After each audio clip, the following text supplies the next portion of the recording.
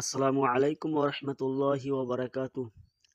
সম্মানিত দর্শক শ্রোতা মণ্ডলী, আপনারা দেখতে পাচ্ছেন আমাদের বাংলাদেশে গ্রাম অঞ্চলে সবুজ ঘেরা ফসল কতই না সুন্দর। বাংলাদেশে আল্লাহ তাআলার এটা নিয়ামত। আপনারা চারদিকে শুধু সবুজ গাছপালা, সবুজ ফসলের আবাদ দেখতে পাচ্ছেন। এত সুন্দর আল্লাহ তাআলার নিয়ামত। আল্লাহ তাআলা কতই না আরো অনেক সুন্দর। ঢাকা শহরে কিন্তু ঢাকা শহর বলেন অথবা বিশ্বের যেকোনো প্রান্তে শহর অঞ্চলে কিন্তু এইরকম সবুজ ফসল থাকে না। তার কারণ বিল্ডিং বাড়ি বেশি ওখানে।